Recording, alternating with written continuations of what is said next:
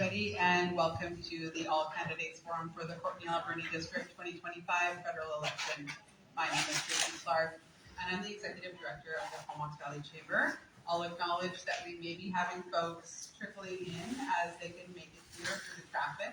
And I'd also like to acknowledge that we're here today on the traditional unceded territory of the Comox First Nation, the keepers of this land since time immemorial. And also congratulate Comox First Nation on the recent ratification of their treaty.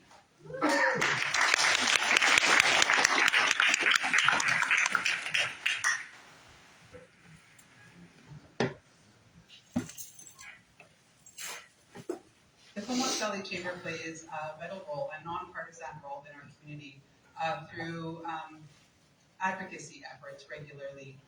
We are the voice of business in the Comox Valley, and as such, we do advocacy in varied and regular ways. We promote discussion with our elected change makers at political roundtable discussions and through the political and national chamber policy process. We do this every time we need to be the bridge between business and your elected change makers. I'd like to thank the candidates for joining us tonight for some thoughtful discussion. I'd like to thank our chamber staff, events and membership coordinator, Carrie Ann. I'd also like to thank our chamber board of directors for their governance and guidance. And I'd like to thank you, the audience, for joining us and for your decorum this evening. Also, thanks to our moderator, Mike Atkins, the CEO of the Comox Valley Airport and the former 19 Wing Base Commander. It's all yours, Mike.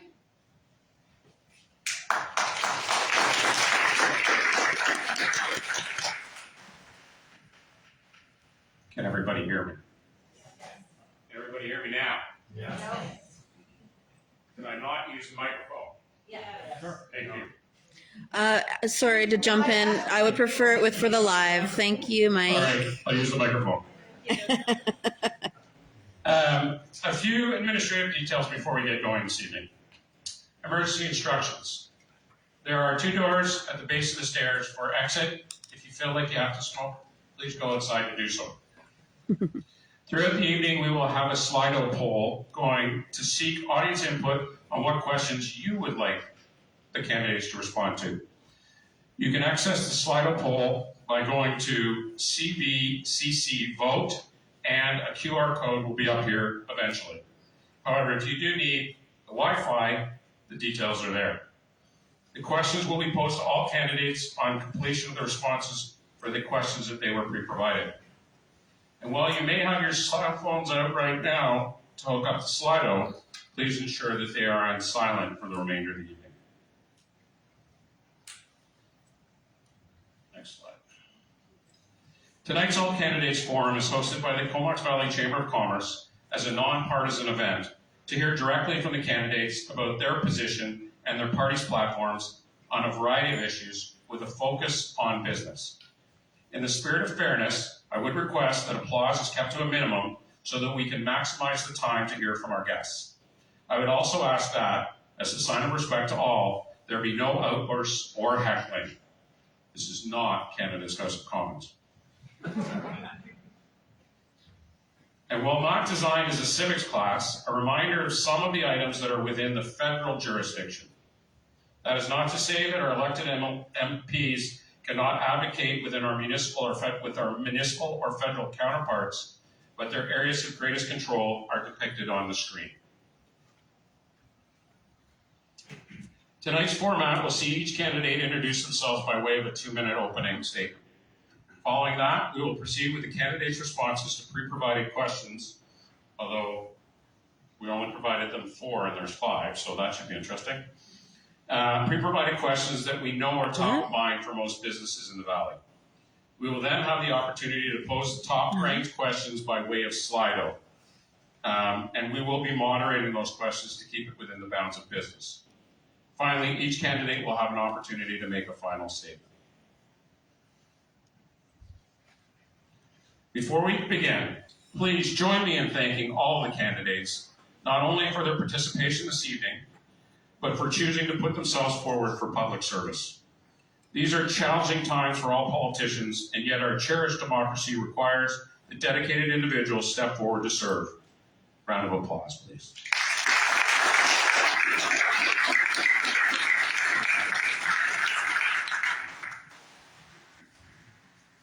All right, let's get the evening started. Excuse me, could you please go back so I can get the Slido info I could get?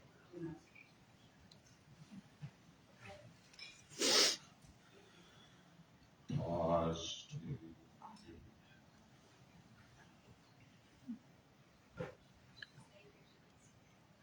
All right, we'll put that up again when we get to that portion of the evening. I would now like to invite Brian Cameron from the Liberal Party of Canada to make opening remarks. For 2 minutes. Good evening. Good evening, everyone. Thanks for putting this on. Thanks for being here. I'm a father to a 4-month-old, now 5-month-old daughter. My wife and I are renters here in the Comox Valley, so we understand the struggles that everyday families are facing. I'm an aircraft engineer by trade.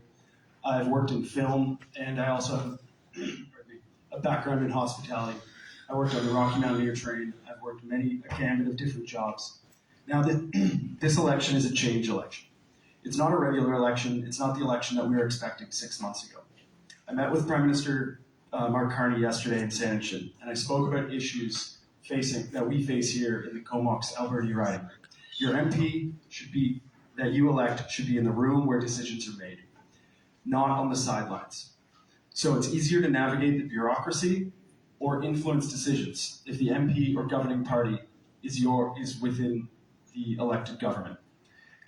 Mark Carney's announced Canada Builds Homes $10 billion project allocates $2 billion to students as well as seniors. It'll cut the red tape, build 500,000 new homes each year. And we as Canada have done it before after the Second World War. We will do it again. My mother spent 20 years in Ottawa living in one of those houses, and it's still stood to this day. We've done it before. We will build those strong, great homes for Canadians again. I look forward to answering more questions this evening, and I just wanted to open the floor and introduce myself. Thank you for having me.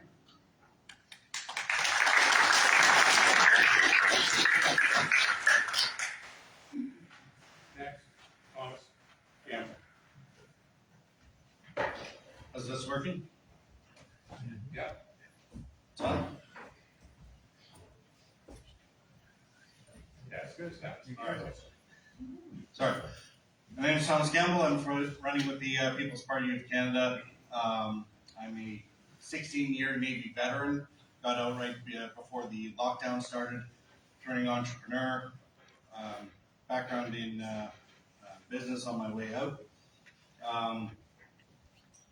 And to say I was extremely put off with the way governments, not only ours, and not just at the federal level, handled the last few years.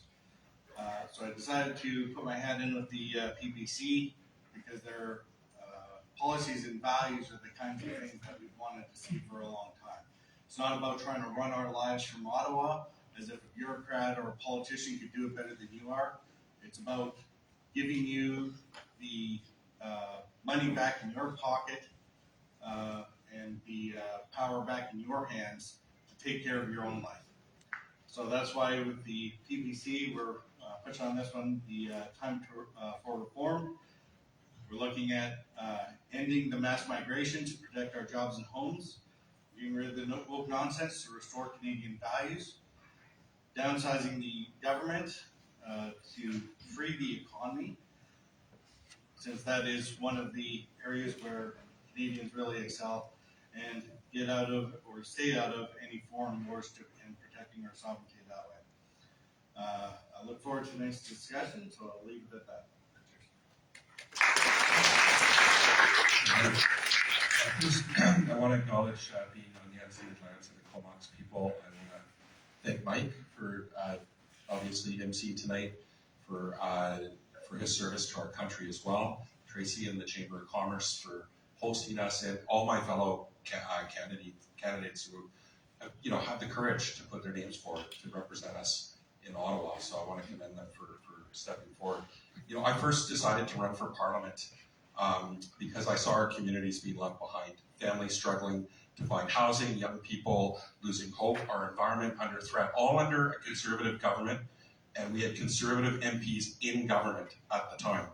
And so before being elected in 2015, first I was born and raised on Vancouver Island, and I'd spent over 2 decades living on central Vancouver Island, first as a business owner, municipal councillor, the executive director of the Tofino Long Beach Chamber of Commerce. And I saw how hard my neighbors, my friends were working, how often they were being failed by a system that puts profit ahead of people. And I saw that our local and regional governments weren't getting their fair share of federal investment in housing and infrastructure. And I knew I couldn't sit on the sidelines. I wanted to be a strong voice in Ottawa for the values we share on Vancouver Island: fairness, compassion, sustainability, and justice. And since being elected, I've taken those values straight to Parliament. I'm running for re-election because the fight is far from over, clearly, and especially with the aggression of Donald Trump towards our country and the challenges for workers, small businesses, and families. And because of his unfair trade war, Courtenay-Alberni needs and deserves experienced representation at the table and leadership that puts people first. Being member of Parliament, it isn't an entry-level job. I know this from personal experience, and I'm ready to hit the ground running if re-elected for Courtenay-Alberni.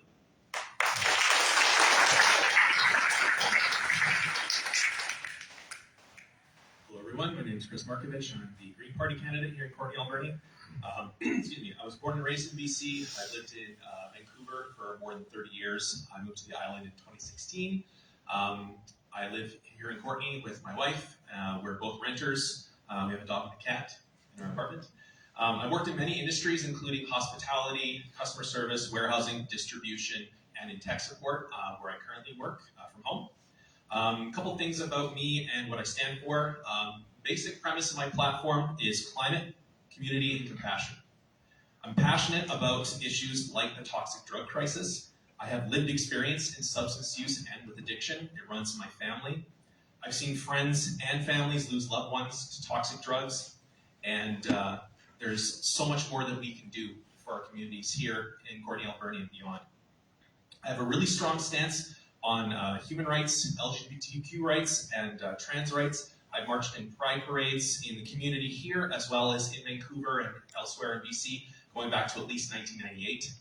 I'm a firm believer in science and evidence-based policy as well. I think that our healthcare system is in desperate need, and we need to stand with our healthcare workers. A few reasons why I'd be a great member of Parliament. I'm hardworking, thoughtful, and compassionate. I'll always stand up for what I believe is right, even if it's not popular, hence why I'm the critic for mental health and addictions for the federal party. It's a file that I chose personally because of my experience. And I know how the parties operate within and without. I worked behind the scenes for many years, and this is my first time stepping forward as a candidate, and looking forward to presenting my case for why I should be the next member of Parliament for Courtenay-Alberni. Thank you.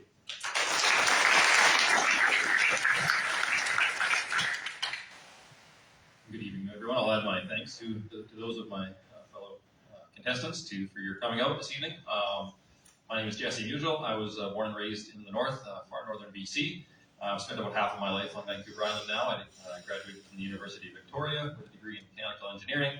Shortly after university, I entered family business with my father and my sister, and I've been doing that ever since. I've been involved with family businesses and other businesses. I'm currently involved in a modular home manufacturing business. I grew up with a father that built homes. Housing is something that I've seen over the course of my life and then recently in my career, what it takes to build a home and also what it takes to build a family within that home. So the Christian Heritage Party stands for life, it stands for family, and it stands for freedom. We believe very much that the government should do as little as is possible to effectively fill its role of protecting its citizens and ensuring that the government, ensuring that the country maintains proper operations. Beyond that, any role that the government doesn't need to fill, we believe can be better filled by members of the community that understand the plights of their neighbors, their businesses, their families. And so we would like to see less power in our government, more power in our communities and in individuals. So I just thank you for your time and appreciate the opportunity to be here this evening.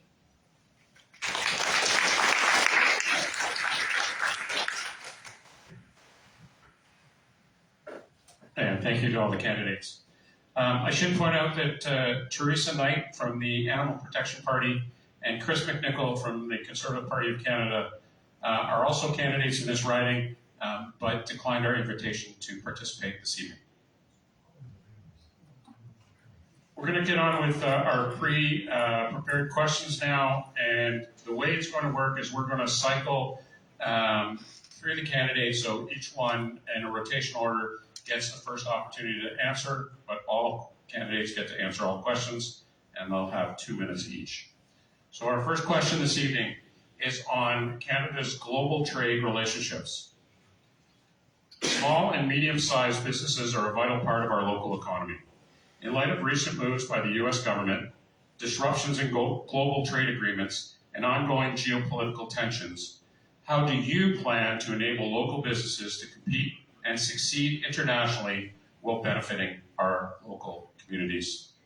And Thomas Campbell, the first question is for you to start. Thank you.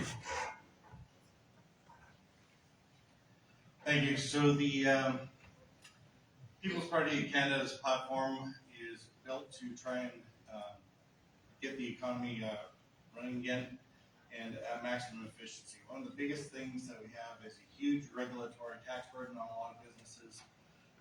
So we're looking at deregulating stuff as much as we can. We need to lower the interprovincial trade barriers to allow more trade for businesses across provincial lines rather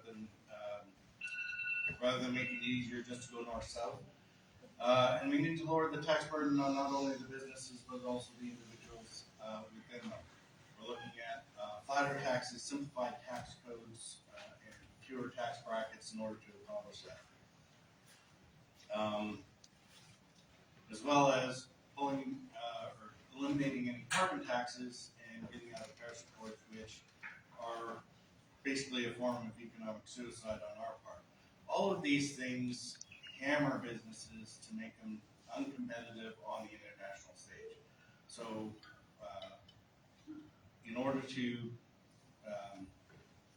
to challenge not only necessarily the Americans, but any other countries that wanted to follow suit, or even with a free trade environment where we actually have to be competitive on the international stage. And I mean, this is something going back 30 years when I was first doing my undergrad that I remember looking at. We're sorely hurting on those camps. And so the policy with the PPC is to try and get the government out of your way so that you can be competitive on your own terms. Thank you. Well, thank you. Obviously, with Donald Trump's threats, people, and small businesses especially, are just, devastated. Most of them are coming out of COVID or come out of COVID, those that can make it, with heavy, heavy debt. And they're living in fear that they're going to go through another round. So it's very, very challenging. The fear is real, and we need to act quickly like we did with the pandemic in response in supporting those small businesses. It was New Democrats that fought for the commercial rent assistance program to make sure that proprietors were included in CERB and various different funding models and programs, and scaling up support for workers from 10 to 75% for the wage subsidy. So it's critical that New Democrats are there to have a seat at the table to make sure that we provide support. But access to expertise is really important, ensuring that we have venture capital funds that are there supporting Community Futures Development Corporation. The Export Navigator program, which is funded provincially, needs to get federal funding and match, if not scale up, so that we can help support our small businesses be able to promote their products and diversify new markets. And I have a different view in terms of Mr. Gamble, in that we do need to have a cross-border carbon adjustment here in Canada to protect our workers while we take action on climate change. And if we want to create new markets, we're looking at Europe, we're looking at Asia, where they're going to hit us if we try to avoid putting a price on carbon or having a climate plan that meets theirs. So I just want to make sure that we're talking about the reality of it, building infrastructure to support communities, utilizing and mobilizing connections. So I ran the Tofino Long Beach Chamber of Commerce for 5 years. We were a runner-up for Chamber of the Year under my watch at about 138 chambers of commerce in British Columbia. So I know how to bring people together. But it's critical that we mobilize connections and bring people together. We need a steady hand, And we need to support businesses with things like childcare to make sure their workers are supported, dental care, pharmacare, and build affordable non-market housing so that workers have a affordable place to live.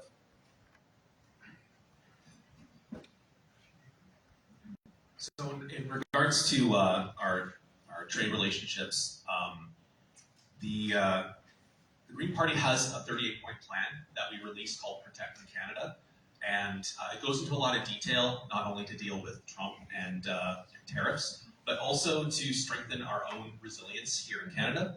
Some of those things that we've talked about would include creating a common diplomatic and economic front, an economic NATO of sorts, with other like-minded democracies such as the EU, UK, Japan, Australia, South Korea, New Zealand, among others. We also need to explore all available options to deepen economic and political and defense links with the EU, because as others have already pointed out, our relationship with the US is pretty fractured right now, and we're in a political climate that's just not the same as it used to be. We need to guarantee strong financial support to Canadian-owned small and medium businesses that might be impacted by tariffs, as I mentioned, or other measures of economic warfare by the US administration. And this is not just to deal with tariffs, it's also to deal with things like housing, dealing with the price of groceries, basically anything that involves shipping products from other countries to Canada. We need to make sure that we're dealing with those in a way that makes sense.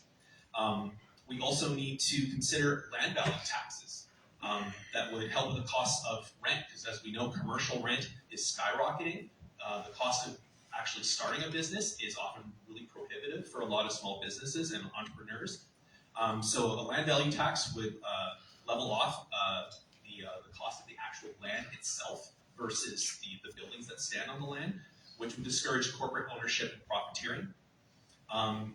And we also need to look at investing in Canada Post, because as everyone here has probably done before, everyone likes to order from Amazon.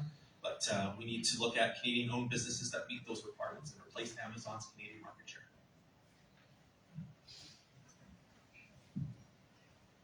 Thank you. If elected, I want to say that I don't believe that myself or my party have all the answers. I believe that most of those answers lie in the hearts and the minds of you and others, the voters. And so if elected, I would consult extensively with local business owners to find out what exactly headwinds the local businesses are facing in their context. Obviously, there's an international element. It is the platform of the Christian Heritage Party, and my own personal beliefs that the reactionary tariffs that we have placed on the United States have not served the interests of Canadian businesses. The tariffs imposed by the United States most affect Canadian exporters and American importers. By responding in kind, we have put an effect on Canadian importers and American exporters. So we've taken it from just the effect being felt on 50%, approximately 50% of the businesses in our communities that rely on international trade, to now it's getting closer to 100% of those businesses, whether you're importing or exporting. Now you're now facing a headwind due to these international tariffs. So it is, like as I mentioned, the Christian Heritage Party platform to eliminate any reactionary tariffs, to come to the bargaining table in good faith and to try to reestablish that relationship. I'm not so naive as to believe that is entirely within our power to control the relationship of Canada with the United States. I think it's critical to diversify our international trade relationships and also to increase our self-sufficiency, bringing more industry, more manufacturing, more agricultural businesses within Canada, developing those businesses so that we can stand on our own feet.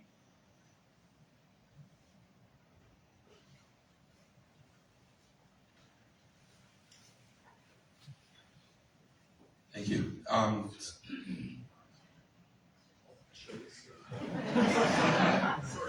No problem, Jeff.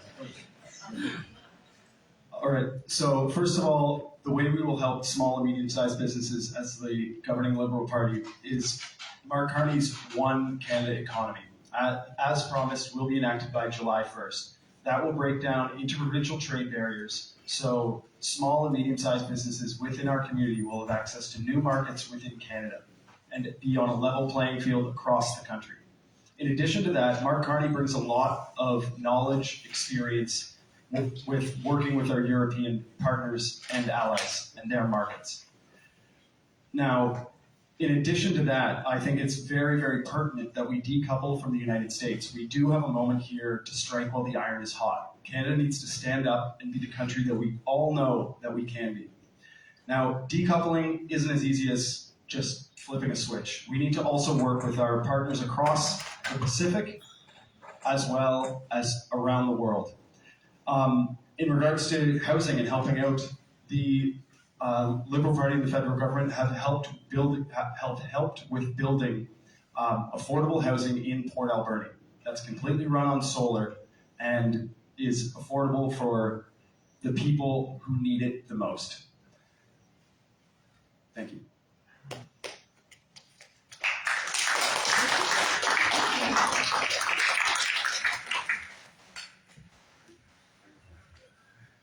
All right, thank you very much for those insightful answers to what was a challenging question, I know. Gord, we're going to start you off with the next question. Many businesses are impacted by theft, vandalism, and other crimes. Prolific offenders who repeatedly cycle in and out of the criminal justice system threaten local businesses, particularly those in the retail and the hospitality sectors. What legislative or policy changes would you pursue to reduce crime and improve safety for business owners, their employees, and their customers? Thanks for the question.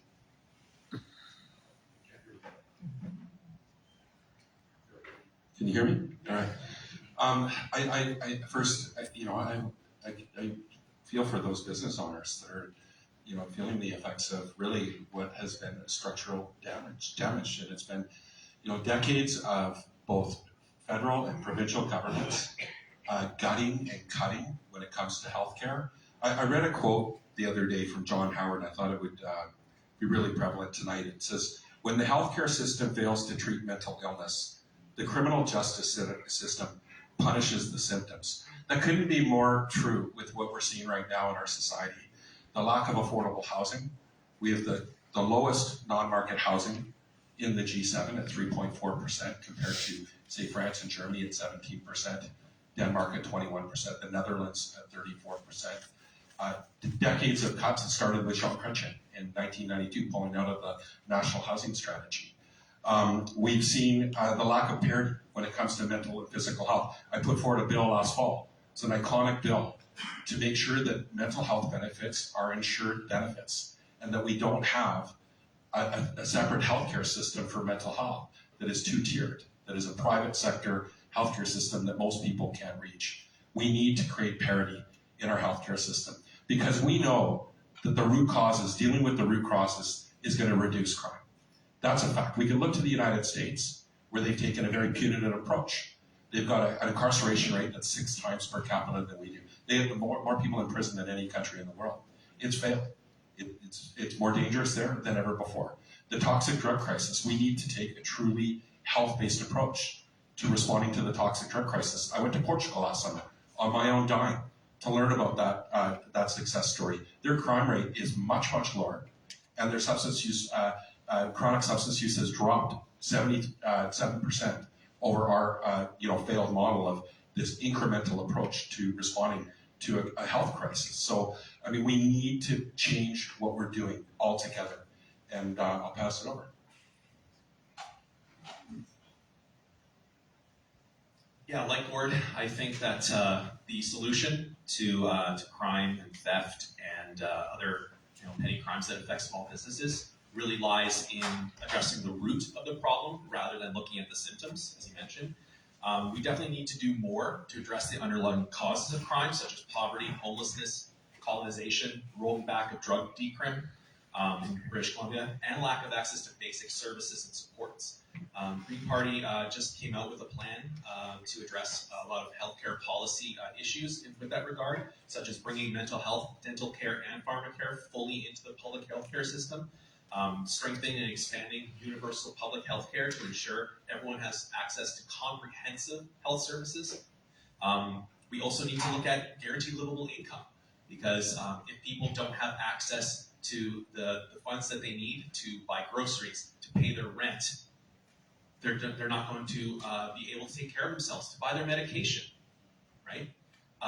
People are doing toxic drugs because they have underlying issues or they're faced with poverty and homelessness.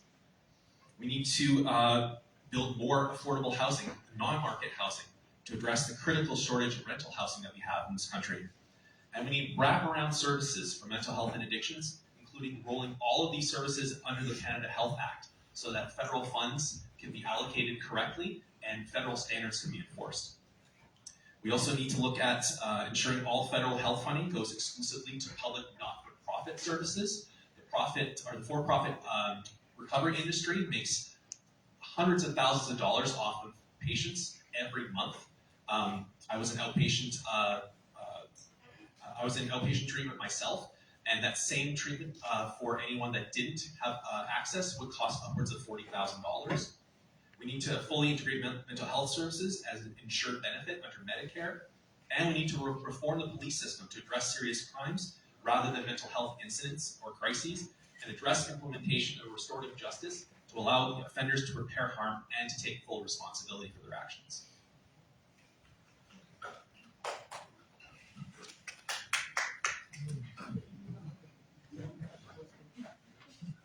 I'd like to also speak to the root causes of crime in our communities, and I do agree with all of these, the focus on homelessness, on drug addiction, on mental health, but I believe that these have a further root cause that deserves consideration, which I firmly believe to be the breakdown of community and the breakdown of family.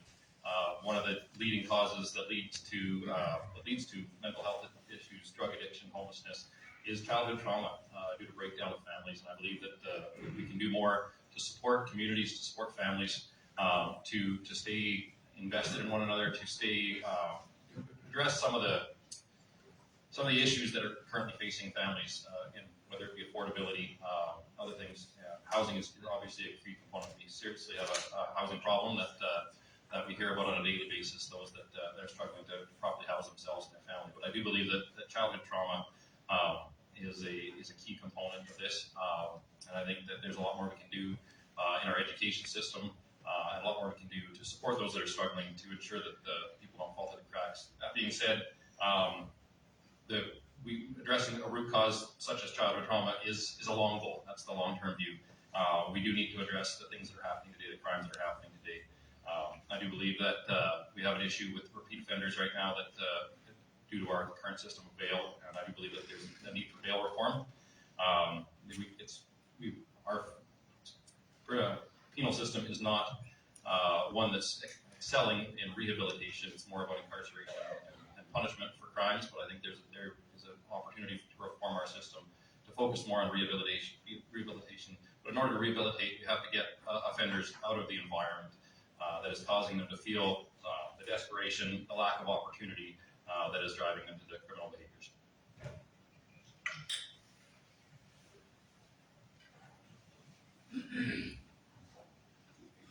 Thank you. This question is actually fairly important to me. I wasn't raised wealthy. I worked in hospitality starting when I was 12 years old washing dishes. And I understand the feeling of the vulnerability of these frontline workers, feeling alone at night, feeling unsafe. I've been there. I've been in those shoes, so I feel that plight. The Liberal government has continued the fight against drugs and fentanyl coming onto our streets, implementing the border czar, 10,000 new troops on our southern border, Blackhawks in the air, all to keep our streets and our communities safe. Now, it started with the border, but the Liberal Party is going to work from the border and hone in into our local communities, working in concert with the provincial government as well as our local government. And as Mark Harney has mentioned numerous times, this is a results-based approach, not coming forward with a bunch of promises, coming forward with action. And that's what we promise to do if elected. I promise to do if elected.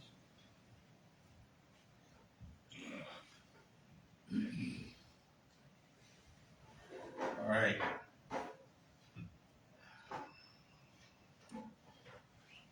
This is going to be a little different than most of the others. a lot of establishment parties, they have this tendency to try and, again, bribe us with our own money. Affordable housing, what does that mean? It means they're taking money from our tax coffers, or they're borrowing it to put it into housing that they figure is to some bureaucrat decides is more deserving, rather than leaving it to the markets. All of that drives into the inflation and drives into more homelessness, lower wages, and so on.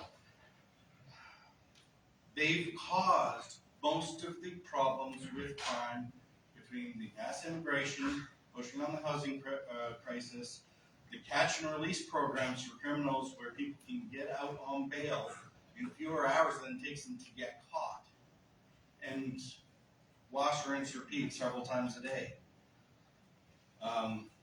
PPC platforms, no more catch and release. We have the laws on the books. The trick is to get them enforced consistently and properly, and not in a two-tier justice system either. And the other one that might catch people by surprise is, contrary to popular belief, self-defense is a God-given right in this country. We got it right from the beginning of every ROE brief in the military. We know this. We've been propagandized into believing that self-defense, the means by which you take care of your own self-defense, are somehow only an American thing. They're not. So, People's Party platform includes measures to re-promulgate the measures of self-defense, as well as enabling Canadians to carry the means by which to do that. Thank you.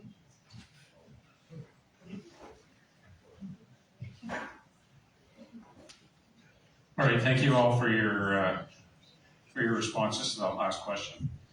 We've had a request that before you speak, you just identify yourself and your party, please. So we've had that request. All right, there are no easy questions. There are no easy solutions. Question 3, Chris, I'm going to ask you to start with this one. Creating a business-friendly environment. Our local businesses are challenged with complicated regulations, high employment taxes, and an archaic tax system that hinders growth and job creation. What specific measures would you take to reduce red tape and encourage investment in small and medium enterprises? Chris Markovich of the Green Party. I think that we need to look at fairer taxation, not only for businesses, but also for individuals, through looking at wealth taxes and a fundamental shift away from taxing personal income toward taxing excess profits of large corporations and billionaires, because that's where all the money is going, is into their pockets. But if we bring that back and actually allocate that properly towards small businesses, they would actually be able to thrive. They would be able to pay their employees living wages, and it would enable their employees and other folks in the community as well to be able to spend locally, which puts even more money into the local economy. We've also looked at a windfall tax, 15% tax on oil and gas profits exceeding $1 billion. It could generate up to $4.2 billion annually, according to the PBO.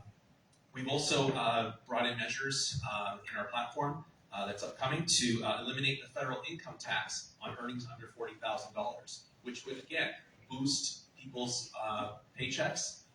It would allow them to spend more money in the local economy, and small businesses would thrive as a result. We also want to look at closing loopholes on corporate taxation rules that benefit large tech companies and banks. In 2015, Elizabeth May brought in a private member's bill. It was dubbed Think Small First, which would look at impact assessments on any legislation that would look at regulations and their impacts to small business investments and their ability to seek financial assistance. It would also create conditions for investments in and by small businesses, as well as allow them to have the ability to participate in a competitive marketplace. So I think that if we introduce those kind of measures, I think that we'll not only be able to help small businesses, but the people who shop at those small businesses as well. Thank you. Jesse Musial, Christian Heritage Party. So I think to this crowd, I think many would agree that there are so many self-employed individuals that in the process of building a business are taking home much less than potentially the people that they're employing. It's not a Christian Heritage Party platform piece, but personally I would advocate strongly for a tax break on individuals that are providing employment, that are building a business, but at the same time struggling to make that business thrive. So I would advocate for a strong tax credit for those that are they're starting a small or medium enterprise that are stimulating our economy, but are doing so, as you know, at their own risk. There's a lot of potential upside in business, but there's also a lot of potential downside. I've seen personally that play out in businesses that have folded and businesses that are struggling to this day. Again, I want to repeat the point that the politicians do not have answers nearly so much as the people that they serve have the answers. The answers are in the constituents, are in the voters, they're in the business owners. And so I would consult again extensively with the businesses in my riding and find out exactly what red tape specifically is hindering their growth, is hindering their development, and try to find out from those that are weighing investment in small and medium enterprise what is preventing them from doing so.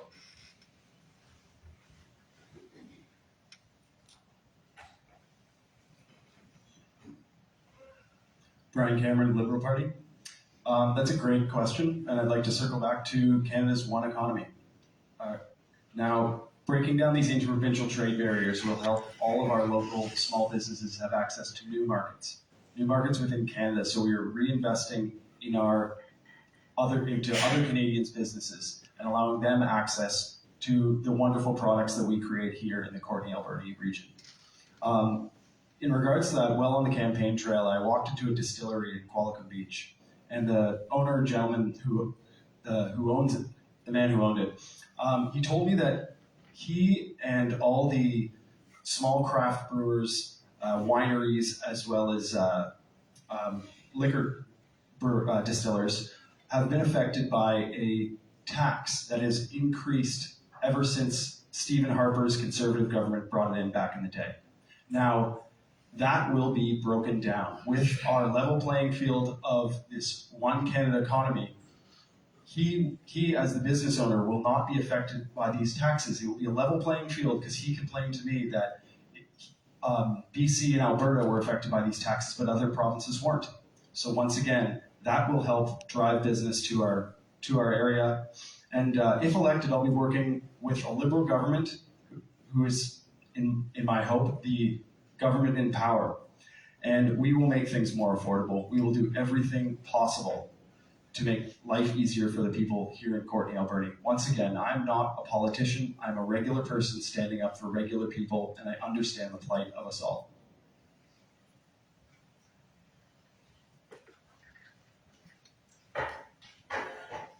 So the People's Party has, I think I touched on several of these already. Flatter taxes, fewer brackets, simplified tax code, and that's both for business as well as for us. For the business owners out there, one of the other major features is we're looking at a 0% inclusion on the capital gains rate. So people who worked all their lives building up their businesses and finally are able to retire on an exit, they would get more benefit for that, and then for themselves as well as their children going forward. It doesn't rely on siphoning off the wealth as you're trying to build it with things like wealth taxes. It doesn't. One of the great travesties I think we have in this country might not necessarily affect too many people on the island, but it will definitely be there, is family farms, which the tax code has been set to start basically stripping them away from the families that built them over generations and handing them off to the so-called corporations that the policies of these other governments have basically allowed them to fall into. So I find we'll get into that. I believe I made my point, so. Appreciate that. Well, I mean, we've seen what's happened with corporate taxation in our country under Brian Mulroney. It was 28%. We've seen this rapid scale down to where we are today, 15%. We have the lowest corporate tax rate, again, in the G7. How's that playing out? We're seeing record profits for big oil, big grocery, big banks, big telecom. And for you, it's increased prices at the pump. It's increased prices at the till to buy your groceries, to get your Wi-Fi, to get access to the services you need. But the corporate control parties will never, ever look at increasing the corporate taxes or even create an excess profit tax. Even in Britain, the Conservatives charged an excess profit tax on big oil and gas. We can't even get Liberals to do that here in Canada. We need to change the tax system. It's not fair to you, and it's not fair to the workers of those corporations. When we look at small businesses who are really the job creators right now in our communities, it took us kicking and screaming to get the Liberals to honor their commitment to reduce taxes from 11 to 9%, which was brought forward, that idea, by Jack Layton, to implement the merchant fee reduction. I led that charge. Your chamber here helped lead that charge to cap merchant fees because we were getting gouged. Never did you hear a Conservative take on Visa and MasterCard. You will never see it happen. They will never call out corporate greed. It will never happen. We need to increase the corporate tax rate and reduce the small business deduction threshold for small business and increase that to $700,000 and reduce taxes from 9 to 8% for small business and increase taxes on the big corporations that are having excess profits and redistribute that. And I know we're hearing this argument that you need to be in government, but it was New Democrats that held government to their promises. They wouldn't have reduced taxes for small business, as I outlined. And there's no other party calling out, in Parliament right now, official party that's calling out the corporate greed that's taking place. And if we aren't there, it's going to look like a corporate boardroom with Mark Carney and Jenny Byrne, the right hand to Pierre Poilievre, who owns a lobbyist company that works on behalf of Loblaws. That's exactly what it's going to look like. If we're not there, people won't have a seat at the table.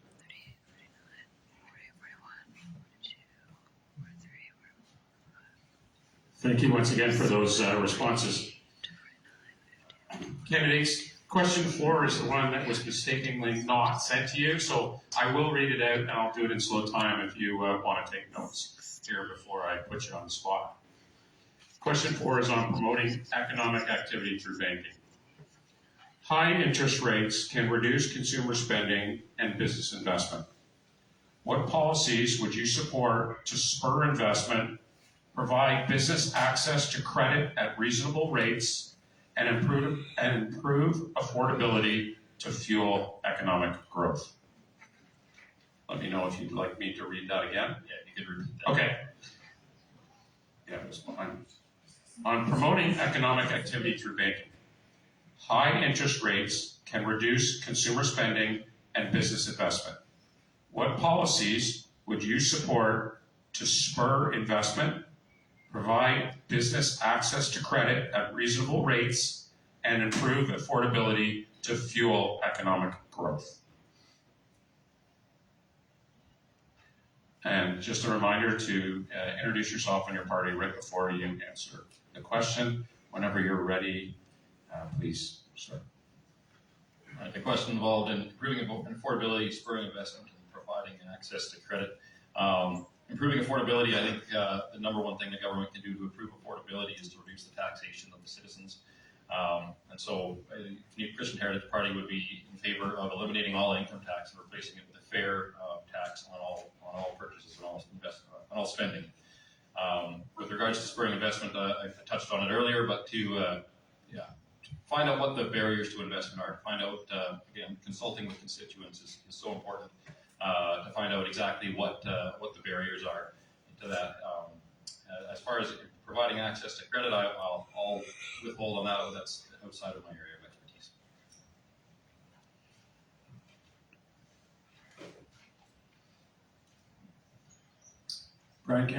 Brian Cameron, Liberal Party. So, number one, what I see is what it comes down to is who is the best person for the job. Right now, at the helm of the Liberal Party is Mark Carney, who is the leader of the Bank of Canada, as well as stepped over the pond to England to help them during their Brexit. During the recession, Mark Carney lowered rates in the country, whereas every other G7 increased rates. And that resulted in Canada's economy having a soft landing. Every single G7 country followed suit and followed the leadership of our potentially next Prime Minister. Well, our current Prime Minister, but potentially Prime Minister after this election. Now, in regards to tax cuts, the Liberal government just announced a tax cut for middle-class Canadians, bringing it down to 14%. So we are already taking action on making things more affordable and helping out all Canadians. And as I've mentioned before, it is a results-based approach. We are going to put together the think tank and follow the lead of the most qualified person for dealing with banking issues in Canada, our Prime Minister, Mark Carney. Thank you.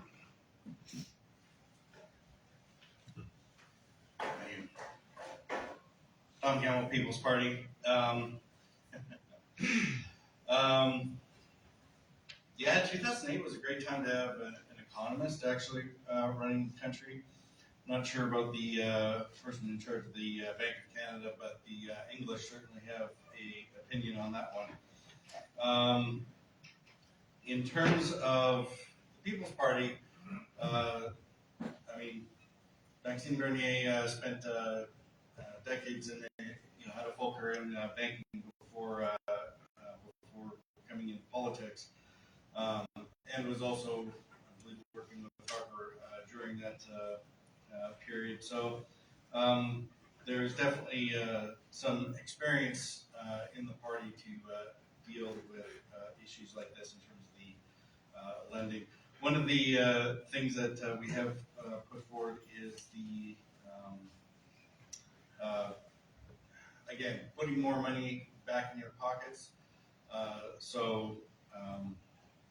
One of those is setting the Bank of Canada interest rate from target inflation rate from 2 to 0%, so that the money that you're saving up isn't losing value continuously.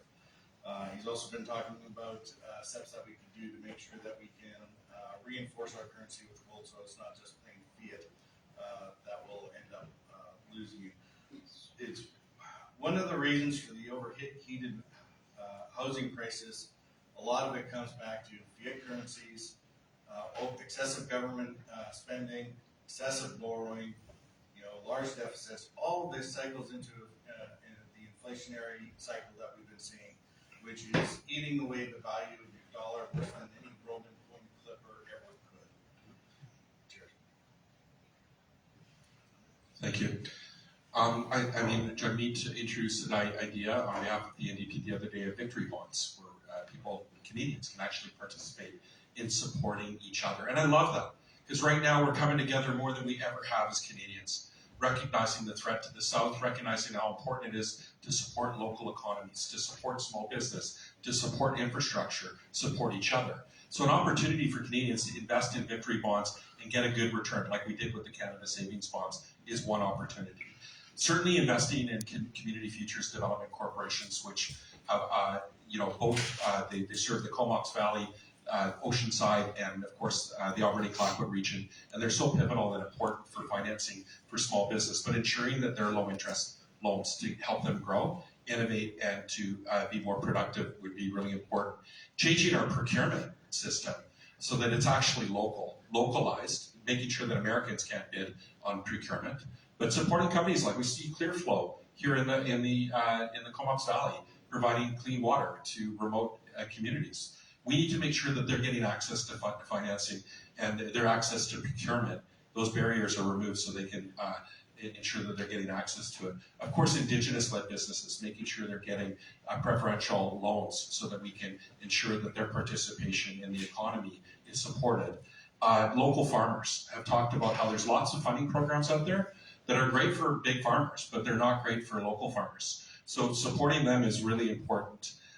We've had the largest economic development, direct economic development into our riding without a government MP, I might say, a fourth party MP. We were able to get money into Coulson to innovate some C-130s so that they could fight fires around the world, to Catalyst so they could take their paper mill and upgrade it and refit it so that they could make food-grade paper. We were able to get a workplace health management, disability management strategy for Pacific Coast University to support injured workers. This is a record amount of investment. And it took a lot of fighting and kicking to get that. But I would say you'd be hard-pressed even to find a government MP to get that kind of economic investment. So what you're going to get when you have a new Democrat is somebody who's fighting for businesses in our communities to create jobs, create innovation and productivity. Thanks very much for the question. I think one of the things that we have to think about on top of all the things that have been mentioned so far is credit cards. The credit card rates are completely out of control. Canadian household debt is nearly over 1.5 times the amount of money that they pull into their households. So we need to break up the big credit cards like Visa and MasterCard. We have to empower more credit unions for small business loans and for personal loans as well. We need to also look at affordability measures such as corporate landlords and breaking up real estate investment trusts. They now own more property in Canada than at any time in our history. And that's not a good thing, especially for renters. We also need to look at our free trade agreements. We're locked into the FIPA trade agreement that the Harper government set up back in 2011 until 2037. It's a 30-year agreement. We also need to look at the fact that small businesses are our largest employers. They need our support. We have to increase corporate taxes to combat these big box stores like Costco, Walmart, Amazon even now with their warehouses and their expansion. They're taking over smaller communities so that small businesses can't even get started. The Green Party's 38-point plan on addressing Protect Canada includes looking at Canada's resource dependency, transforming the impact on our Canadian economy, like looking at strategic reserves that will protect Canadian workers from trade disruptions and economic bullying from our neighbor to the south. We also need to look at saving Canada bonds that will allow Canadians to directly invest in those strategic resources and provide financial returns for investors and additional funding for resource acquisition without increasing the federal deficit. Thank you. All right, thank you again. We're just about to get to our last prepared question of the evening. However, as the candidates answer this next question, we will put up the information about halfway through the question, responses, on how to access Slido, and then we'll actually put up the Slido poll, and so you can vote up the questions that you would like to hear asked. A few reminders: we'll keep this business focused if possible, and the questions the same question gets asked to all the candidates. So please frame your question in a way that's not a party-specific question. All right, next question is on political collaboration and action. We've all seen politics become more divisive and combative, both nationally and internationally. Regardless of who forms government, how will you overcome partisanship and work together in the best interest of the business community in our riding? Thank you. Brian Cameron, Liberal Party. I'd like to reiterate once again, I'm not a politician. And though this is a very important change election, we're being attacked from our south economically, and we need to work together. I've been to every province and territory in this beautiful country, and my number one allegiance is to the riding of Courtenay-Alberni. I believe this is the best place in the best country in the entire world, and I will work across party lines. I'm not bringing any old rivalries or bad blood, old party politics. I'm leading with my heart because I love this community and I want to stand up for it. I want to work for a united Canada to stand up and defend us against the economic attacks from our south. If you've read my bio, I biked across Canada for the Heart and Stroke Foundation solo. And I've been fighting for Canada and Canadians ever since. And while biking across Canada, I realized that we as Canadians have more in common than we have not. And each and every one, even through our anger and frustration in the situations, we all just believe that we're doing what's best for our country. But we need to calm the frustrations and the anger and work together as Canadians. It's unbecoming and not Canadian to be fighting the way we are. And with me as your member of Parliament, if elected, and the Mark Carney-led Liberal government, we will deliver just that here in Courtenay-Alberni. Thank you. It's Tom Gamble, People's Party. The People's Party doesn't have a whip, so we can work with anybody so long as their policies or legislation that they bring forward fits within our value set or the wishes of our constituents. And I'd like to thank Gord for making one of the points for me. A lot of the criticisms People's Parties get, particularly from conservative voters, are issues about splitting the vote or whatnot. And a lot of people suggest, basically, if we can't win, why are we even bothering, right? And thank you, Gord, for pointing out that just by being part of the conversation, making sure our ideas can get out, we can plant the seeds for people to start thinking and voting differently.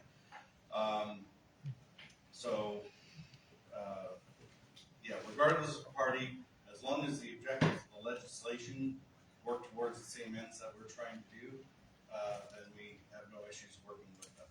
It also means that our leader can't use a party even in a minority position to hold anything hostage, because as soon as the leader strays from the party values, he's not going to have a lot of support anymore without a whip. That power just isn't going to be there. Cheers. Well, thanks, Thomas, and it's so great to hear Thomas speak about the differences, and that we're here to debate those differences, because Thomas and I probably couldn't be farther from apart on a lot of political issues. But one thing I know about him and everybody at this table is they all love Canada. Every single one of them. Thomas served our country. We're grateful for your service, Thomas. We're grateful because he served our country so we could have this debate and have open debate on different ideas. I've been really fortunate to serve the Tofino Long Beach Chamber of Commerce, like I said, for 5 years. I also helped found the All-Party the Entrepreneur Caucus, and I've been co-chair of the Climate Caucus in Ottawa. Those are caucuses that are brought together by volunteers, MPs that want to step forward, they're interested in the subject matter, and they want to get involved. And that kind of breaks down and takes away the politics, the partisan politics. But it's been wonderful because we've been able to bring forward speakers and focus groups to talk about issues that matter, that we can help other parliamentarians learn about these issues. So that, I think, is really important in Parliament, working across political lines, something I'm certainly well known for. But also soft diplomacy. We can't lose sight of the important role Canada has played in the world from Pearson to moving forward, and we've lost a lot of that. And I've been part of the U.S.-Canada Interparliamentary Group. Right now, we should be down there. All of us should be down there, educating our counterparts, legislators from the United States. And I'm part of the PNWAR, the Pacific Northwest Economic Region organization, which is the Northwestern United States and the provincial and territorial governments from the Northwest. And we've been working collectively on very important issues, but a lot of it is understanding each other. And those parliamentary groups are critical to making sure that we can diversify our trade and build resiliency and help get to know each other. What you're going to get from me, if I'm reelected, I'm going to be out the door right away, ensuring that we're strengthening those relationships, promoting businesses here in our riding, in those countries and across the globe. And that's what you're going to get. I'm not going to waste any time having to learn what we need to do moving forward. Chris Markovich, Green Party. One of the fundamental 6 core principles of the Green Party is participatory democracy. And I think that's something that gets lost in conversation and is a huge contributor to why partisanship is so nasty nowadays. We need proportional representation. We need to implement it, and we need to implement it now. And we need to review it after at least 1 or 2 elections to make sure the system that we implement works, but we need to implement it. We've done all this studies, we've done all the surveys. We know that it has fairer outcomes. When it comes to strategic voting, as the other candidates mentioned, strategic voting in many elections actually doesn't work. In fact, it has sometimes the opposite effect. As a matter of fact, in 2008, 32 of the 40 recommended strategic voting ridings that were recommended by strategic voting groups actually went conservative. Even though they endorsed either Liberal or NDP, they ended up splitting the vote anyway and it went conservative. Fun fact also, in 2011, there was a riding where the NDP candidate was an up-and-coming star candidate, placed second in the election. The strategic voting company recommended the Liberal candidate, and the NDP candidate ended up finishing second with only 539 votes behind the Conservative candidate, and that was Jagmeet Singh. So we need proportional representation. We also need to enshrine human rights in all parties' constitutions. This should not be a partisan issue. No one is illegal. We cannot play around with human rights in Canada, especially with what we're seeing now in the United States. We need to tax the rich. This shouldn't be an issue either. Everyone knows that the wealthiest few make way more money than the rest of us combined. They're turning us against each other, and we need to put a stop to that. Jesse Musial with the Christian Heritage Party. I really appreciate this question. I think a lot of us have seen what has happened in our political arenas, and it just gets a little bit tiring. I believe that overcoming political partisanship requires consistent humility and respect. My foundation of biblical principles tells me that we need to be quick to listen and we need to be slow to speak. Christ himself taught that whoever exalts himself will be humbled, and whoever humbles himself will be exalted. We all see this truth demonstrated in very real ways in our day-to-day lives. If elected, I would look for opportunities to demonstrate to other members of Parliament that my primary aim is not to discredit their efforts and ideas, but to seek to understand their perspectives and to collaborate to work together. Christian Heritage Party shares the belief that electoral reform is important. You'll see that this is primarily a platform of the smaller parties that are less well represented, because our current first past the post system really benefits the larger, more established parties. So, but this will give a voice to every vote. There will be no more strategic voting. There will be no more so-called wasted votes. I don't believe that a single vote is wasted. You have a vote to operate, an opportunity, thank God, to vote for what you believe. Many people use an election as just an opportunity to vote against what they most fear. I would encourage you in this election to vote for what you most strongly believe in.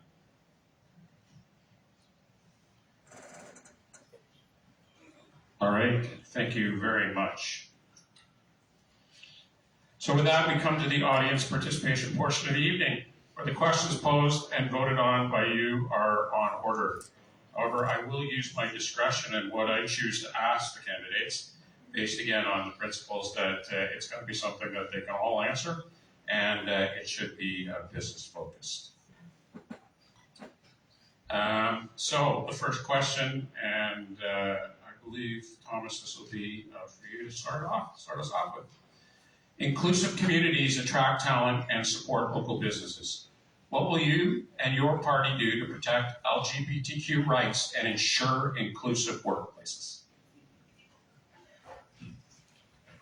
Well, first of all, I just want to say Jesse's on fire tonight. He nailed it with the terrorist bit, and then just now in terms of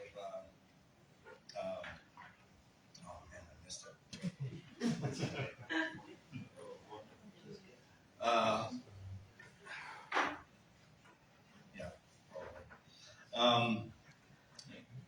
Well, apologies. As for the questions, it's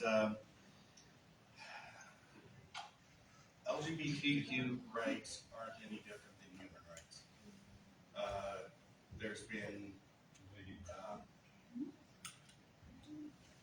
been a lot of issues with how badly we've treated the charter or our respect for it in the last few years. So the focus of the PPC is on sorting that out. There is nothing in either our platform or we would intend to do that would infringe on the LGBTQ crowd any more than anyone else. We're into protecting the rights of Canadians as established through our traditions. I'm not sure what else I can do to throw in there, because the rest of the question also an assumption said that I'm not set to address that. Well, thanks. You know, it's beyond just Two-Spirit LGBTQ plus people. It's about protecting them and their community. It's about parents, family members, coworkers, friends, individuals that are also affected. And right now we need unity, not division. The Trump-style division, we need it. You know, we've had enough of the fear-mongering, enough of the division. Let's focus on ways of coming together as Canadians and supporting especially vulnerable people. And it's really important that when we recognize also actions to support the Two-Spirit LGBTQ plus people, that it also includes the Truth and Reconciliation calls to action and Missing and Murdered Indigenous Women and Girls recommendations that emphasize the need for stronger support for Two-Spirit individuals.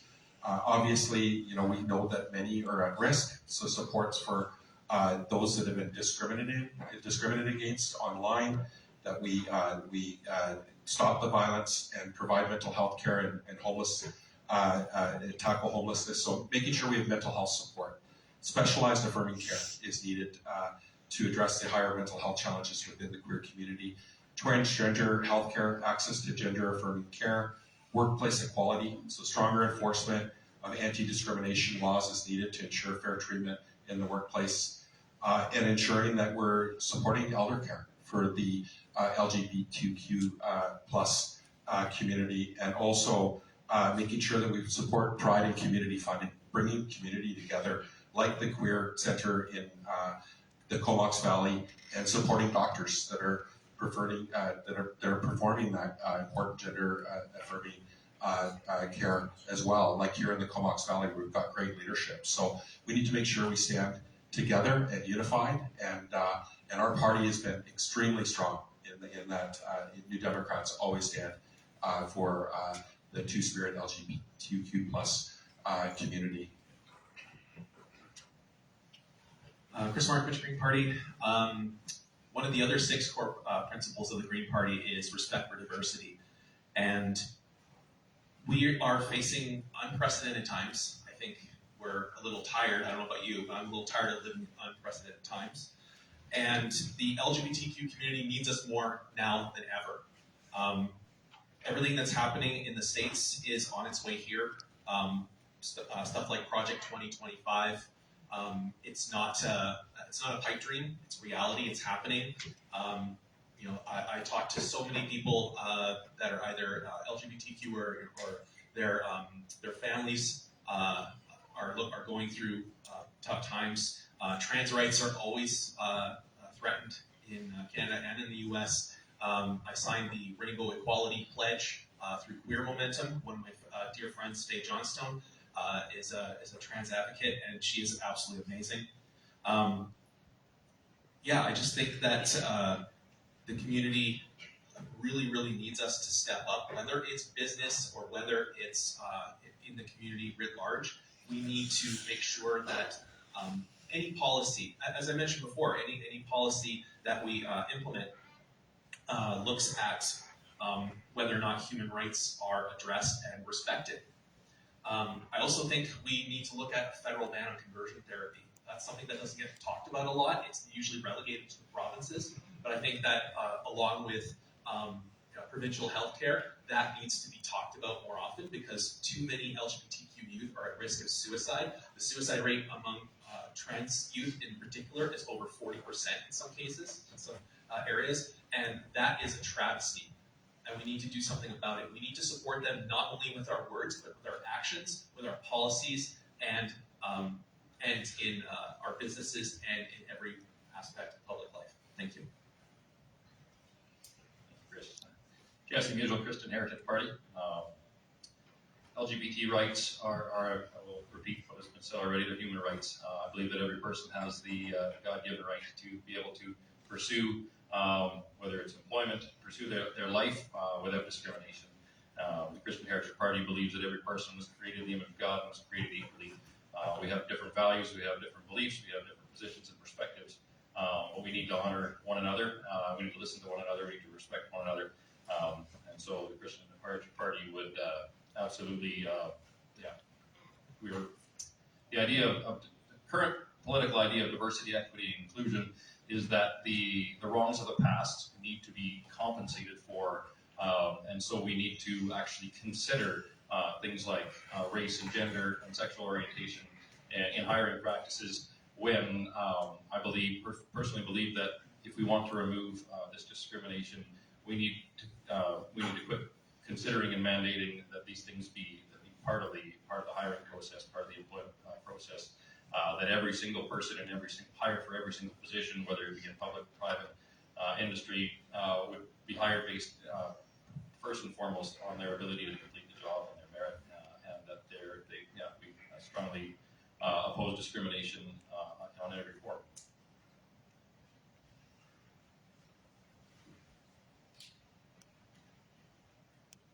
Brian Cameron, Liberal Party. As I mentioned, I've worked in hospitality in the past. In 2007, I moved to Vancouver, and I worked in the Davie Village for a number of years. I've been an ally of the LGBTQ plus community for my entire life. And similar to how Mr. Gordon Johns mentioned about the Two-Spirit and the part of the Two-Spirit individuals who are mentioned in the Truth and Reconciliation Commission and the 94 calls to action.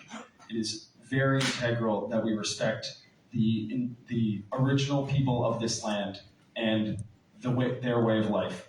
Now, my campaign manager and my best friend is a member of this community. My wife, her favorite show on TV is RuPaul's Drag Race. The one and only time I went down to Palm Springs, we were there for a wedding on the Saturday, and then the Sunday morning before flying out, we went and checked out a drag show. We will always support this community. I will always be a part of it, and I will not stand behind them, in front of them. I will always stand with the community. I will always be an ally and also stand up and with the LGBTQ plus community in Canada and internationally around the world, because we do have support in Canada, but we do need more support in Canada. And then around the world, there's many people from this community who are persecuted, and that's unjust, that they are human beings and they deserve human decency. So I will always be an ally, and I will always support the LGBTQ plus community in Canada and around the world. Thank you.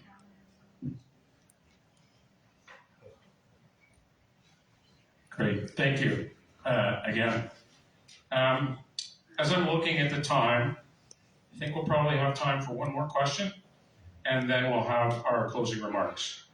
There is a theme of questions up here that either touches on strategic voting, there's a question about NDP and official party status, there's a question about the opposite side of our riding now, or a city, I guess, different riding, same city being of a different party. I'm going to expect that you'll all address that or touch that if you choose in your final remarks. You already did talk about a little bit of partisanship. So the question that I'm going to pose to you as the last prepared question of the evening from the audience is the one that's on the top there, and I will read it out to you. What is your party's plan to address climate change in a way that supports sustainable growth and helps local businesses adapt to a changing economy? So again, what is your party's plan to address climate change in a way that supports sustainable growth and helps local businesses adapt to a changing economy? I believe, Gord, you're away. Yeah, thanks. Well, obviously, this is the most pressing issue of our time. And, we're not paying attention to it. Right now, we're having an election. And we're so focused on Donald Trump that it's taken us away from the greatest threat to humanity and to this planet. And how do we get people back to that focus? It's also the opportunity for the economic opportunity. I talked about if we're going to diversify our economy, we're going to have to work with European Union, with Asia, and they're going to slap a cross-border carbon adjustment on us if we don't have a price on carbon, if we don't do our part when it comes to climate action. And it is relevant to business because we're seeing insurance rates skyrocket for small business, also for homeowners right now. And it's due to the fact that there's been climate emergency after climate emergency after climate emergency. We saw what happened in Los Angeles. We saw what happened in Jasper. It is just nonstop. We're way above the Parliamentary Budget Officer's projections when it comes to cost of climate change. We have to spend money now to mitigate climate change. Certainly it's been a focus of mine, getting government funding for conservation, Indigenous conservation protected areas, upper top of the Comox Valley watershed, funding for Couscous, support for protecting, supporting housing Oakwood in Clackwood Sound, to make sure that we're moving forward with new ideas and getting active transportation going. My bill on cycling helped establish the active transportation fund. My motion that was passed unanimously in the House of Commons on plastic pollution also helped reduce emissions, but we need to do way more. We need to clearly support renovating houses and homes, getting people off of fossil fuels, electrifying our nation, creating an electrification grid right across the country should be our utmost priority. But we need to move rapidly. We need to make sure that everybody has a heat pump that needs one. And we can do that by ending fossil fuel subsidies. We're giving them $12 billion a year in subsidy. Right now in Norway, they made $220 billion just on dividends on their sovereign wealth fund, and they invest that into clean energy, into climate, in conservation financing, into ways to mitigate climate change. So this is critical that we move forward and move forward rapidly. Chris Markovich, Green Party. Gord stole a lot of what I was going to say, so. Yeah, I think that in addition to all the things that Gord mentioned, we need to look at how we use our forestry industry. The rip and ship approach is not working. Too many jobs have already been lost in the forestry industry because we don't make value-added products here at home, and we need to do more of that. But more than that, we need to stop logging old growth. Especially here on Vancouver Island, we have seen the effects already of climate change with increase in wildfires, with lightning strikes, starting fires because we don't have the cover of the forest that we used to have. Flooding gets worse when the old growth isn't there to actually absorb the carbon and the water that comes with storms. Storms are getting stronger, so we need to think about how to deal with that as well. But we also need to, again, look at taxing oil and gas profits. We need to make sure that we don't make their lives easier to exploit our economy. We need to do so much more to build a sustainable, circular economy that benefits everyone rather than just the few rich people that control all these corporations. We also need to look at closing these tax loopholes that corporations are exploiting each and every day and are only exacerbating the climate crisis. AI is another big driver of climate change. We need to seriously implement stronger regulations on what AI is doing and how much we're using it. It's now responsible for so much climate. It's responsible for so much power usage on power grids, which is also fueling climate change. We need to do so much more than we're doing now, and the Green Party has a 38-point plan to address that and much more. Thanks, Chris. Jesse Mutual, Christian Heritage Party. I'm going to take a little bit of a different approach. I will be upfront in saying the Christian Heritage Party policy of the Christian Heritage Party is that carbon dioxide is not the problem that you're being told that it is. And we're here tonight sharing ideas because we have different perspectives. And my own personal conviction is that the climate is changing. But I believe that the climate has been changing on this planet for centuries, and the degree to which human activity is affecting that climate change, it's not my conviction that it is that we're being told that we have all of the facts. The climate change theory has not been proven. There are great number of people, a whole lot more intelligent than myself, in the scientific community, a lot more credible than myself, that are skeptical of the official story. So I would just encourage you to consider those perspectives, look into them, and not just accept what the mainstream media and mainline parties would have you believe. That being said, I do believe we have a God-given responsibility to care for this planet, and our ability to do so, particularly as a country, is largely dependent upon our ability to our economic position. We all seen pictures of developing countries full of pollution, full of garbage that have not acted environmentally responsibly, largely due to the constraints of their economic position. The same is true for us. That the stronger our economy is, the more we'll be able to take those steps and to be able to put those resources into ensuring our environment is protected. You see this played out in our current political situation between our relationship with the United States, that as soon as our economy is threatened, the conversation shifts away from environment very quickly. So I believe that the best way to enable our country to look after this planet the best we can is just to ensure economically responsible policies that put us in a position to do so.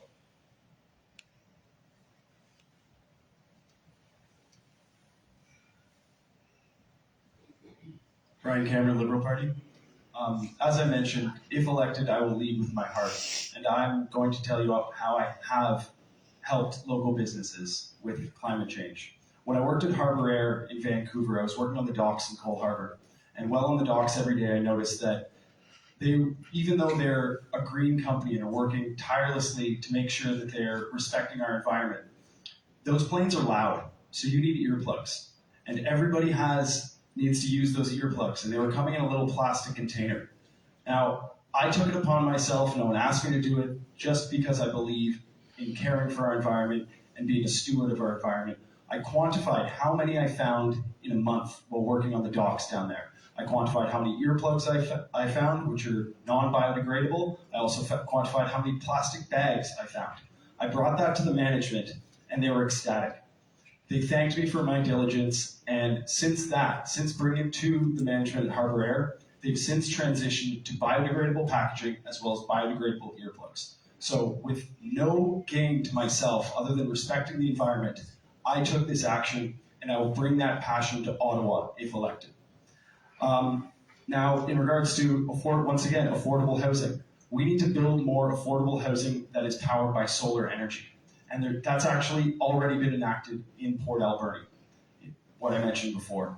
Now, I will, as I said, I will continue to fight and watch our natural environment, see things that I might pick up on that we can help heal this environment, because we all need to work together. And I'm an example in doing that with the earplugs, that just one individual can make a massive change.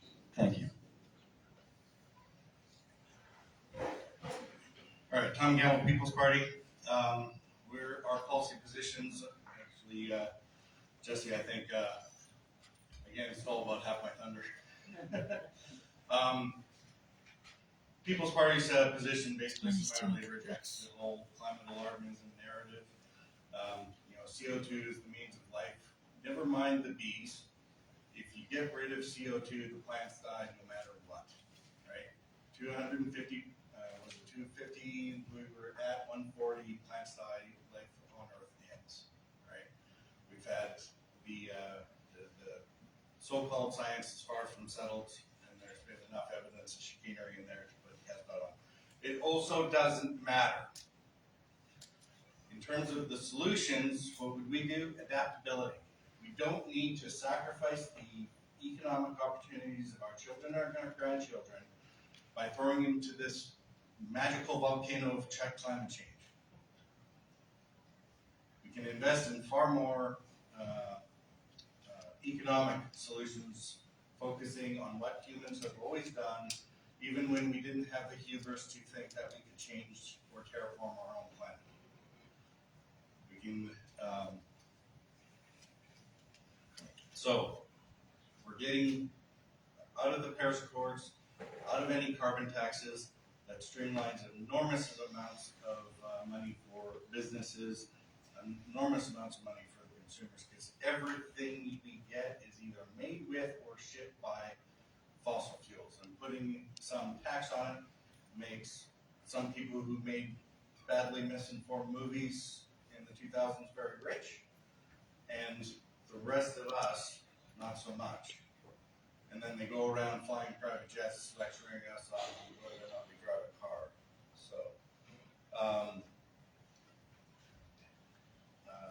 So in terms of the climate change issue, it's about giving autonomy to respond to things as they happen. Bring up things like forest fires, maybe we do better forest management, because that's where a lot more of it is coming from. Thanks.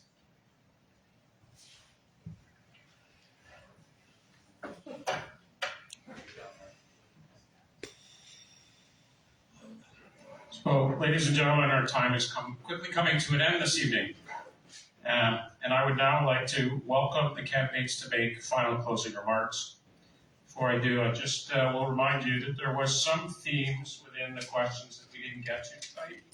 And they mainly centered on strategic voting versus vote splitting, official party status, having it, not having it, and the effectiveness if you would not have official party status, and a little bit about local candidates versus national campaigns. That's the kind of trend of the questions. Ladies and gentlemen, you will have opportunities, I believe, afterwards to speak to the candidates. There are some specific questions in there. However, I'm going to ask Chris to start us off with closing remarks. 2 minutes each, please. I got that right, didn't I? I think you're next up. Yeah, okay, thank you. Chris Markovich, Green Party. This election is about much more than tariffs or taxes or even Trump. It's about the future of our country, our freedoms, and our collective autonomy as Canadians. Fascism is on our doorstep, and I'm asking you all tonight to take a long look at all the candidates you've heard tonight, their platforms, and where they stand on the prospect of being annexed by the United States.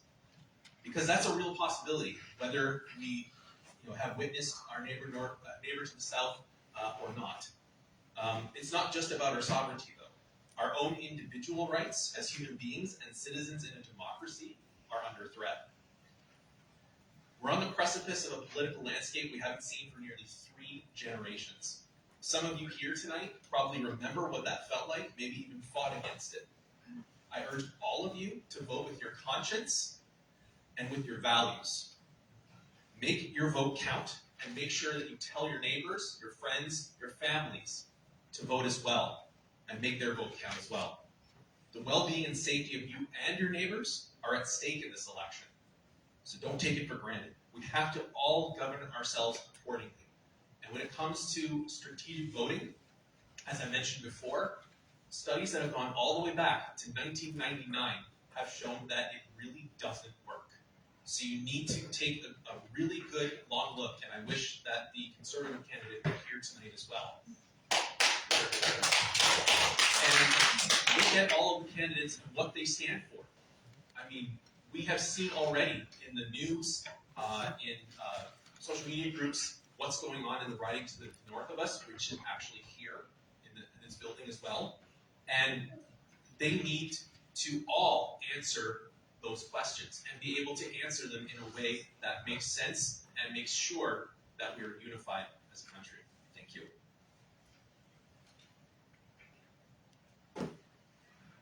Jesse Musil with the Christian Heritage Party. I would put to you that this election is not about any specific issues, or at least I would rather not frame it in that way. I've had close friends and people I've spoken to that said, I voted for so-and-so because they said they would do such and such. And then they got in and they never did that. And so what I've always encouraged my own friends and family that I've discussed this with is don't vote based on what they say they're going to do. Vote based on who you know them to be.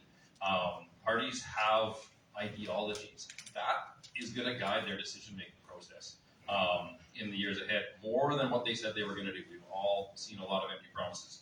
And so I would encourage you to vote for a candidate, a party that shares your values. And So I'm here tonight because I'm representing the Christian Heritage Party.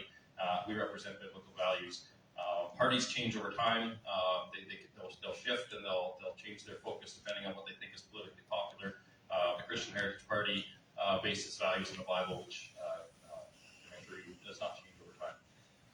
So I would just encourage you to not look at any particular single issue in this election or in any election as being that's the most important thing for me. The issues that face this country in the months and years ahead will constantly change. But if you vote for a party that shares your values, your beliefs, your perspectives, then that party in the years and months ahead will act in accordance with those.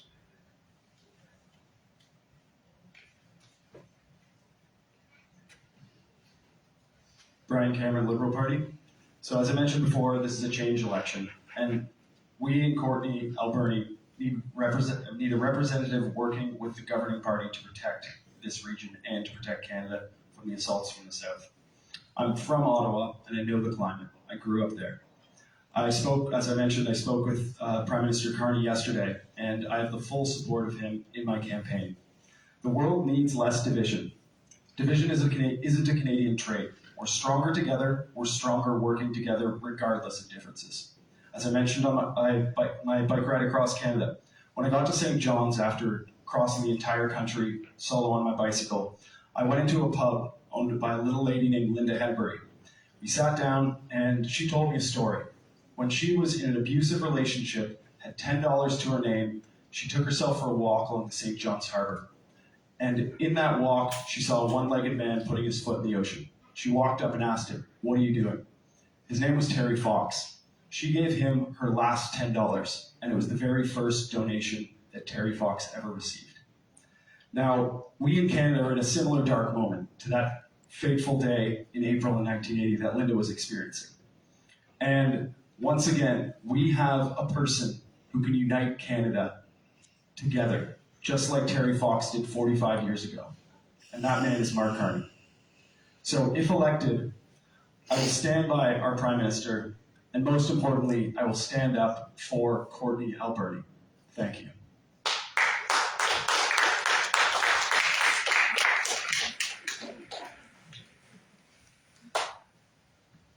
Tom Gamble, People's Party. I think Gord was about half right when he started out saying that, we're sitting here worried about Trump to the south, and he's right. Trump is not our problem. A lot of the problems that you're experiencing, the pain that's affecting the communities, have been brought about by the governing party of Canada over the last 10 years, and the new boss is going to be worse than the old boss. In terms of the theme of strategic voting, I also agree with some of my fellows up here. It's not going to work. The vote splitting argument is nonsense.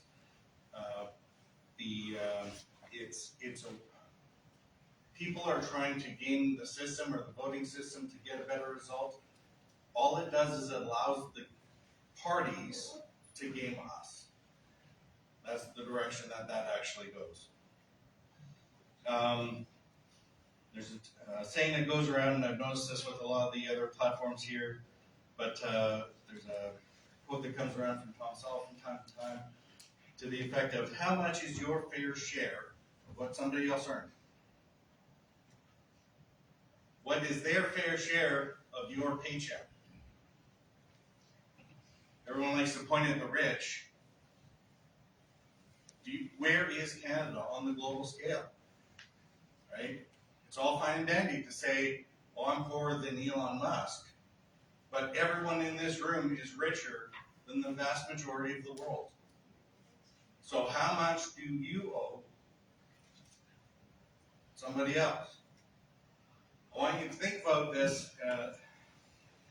There's no data behind these numbers, but just think about how you might vote differently. The parties say, well, we're going to build you housing, or we're going to give you this, or this special handout, or whatever. Every $100 in handouts, think about this. If they give you $100 in handouts, consider how you want to vote if that $100 handout now means that $1,000 a month for your children for the rest of their earning, working lives, they miss out on. Okay. So first, I want to thank everybody for coming out tonight. I want to thank my fellow candidates for stepping forward. It takes a lot of courage to step here, and I know this from being in the House of Commons for the last 9 years, and I know what it's like to take on Pierre Poilievre in the House of Commons. These meetings are about giving voters a chance to ask tough questions, to hear from all candidates, and make informed decisions. Skipping out on that responsibility is disrespectful. It's disrespectful to the voters in this riding, plain and simple. And also, this is at a time when politics and the trust in politics is so low. Showing up and being accountable matters more than ever. And I'll always stand up and speak directly to people, to the constituents in this riding, always. And I hope to continue to represent, and I appreciate my fellow candidates who presented themselves here tonight. But the Conservatives have a lot to answer for cutting healthcare, cutting support to veterans, for their cuts to protecting our environment and climate change. They're inaction when they represented this riding. Why did our riding get less than the average riding in Canada for infrastructure? Way less. With a member in government. No, I'm sorry, Brian, I'll be honest, we had a member in government. We got less. So either we were blackballed or they took us for granted. And that's a question when he shows up at your door, ask him if he shows up. But showing up is critical. And for me, it's showing up is important. Born and raised on the island, my great-grandparents got married in Cumberland. All 3 of my kids are born in this riding. My mom went to school in Parksville, in Qualicum, in Courtenay-Alberni. I've got a lot at stake like you. And I'm going to stand up for us if you send me back. That's for sure. I'll stand up and make sure we protect wild salmon, that we protect our coast, that we fight for an economy that works, and make sure that we get housing. We need affordable housing. It's a human right. We didn't talk enough about that tonight and focus on that. But this job requires someone with experience. Within 72 hours of Trump announcing his tariffs, I pulled together all the mayors and chiefs, ECDEB officers, elected officials in our riding to have a meeting. I'm deeply connected here, and that's what you're going to get from me. Is right out of the gate, I'll be bringing everyone together and I'll be fighting for us. You have my word.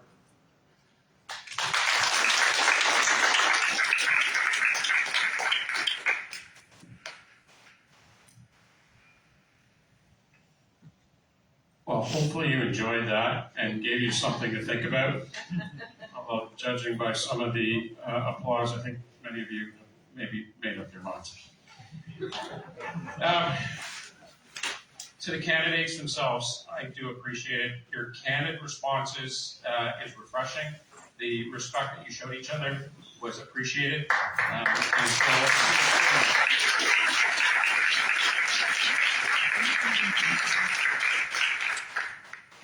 I got a speech written here. It says, now that the baton passes to you, but the very fact that you're here tonight tells me that you're going to vote.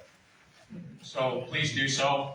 The challenges of the split of Courtenay now means it's really hard to provide details on one slide. So please, Elections Canada website, your voter information card should give you the details you need to vote. You can vote early if you want to. And so please do look up that to make sure that you get your vote and it counts. Trying to keep on time.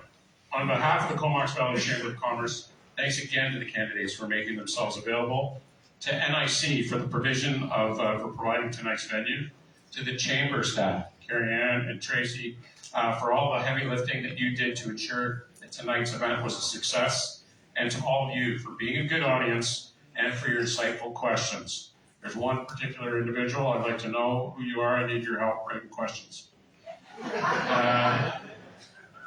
Please feel free to engage with the candidates, ask those specific questions that we didn't get to. And with that, I wish you a good night and safe travels.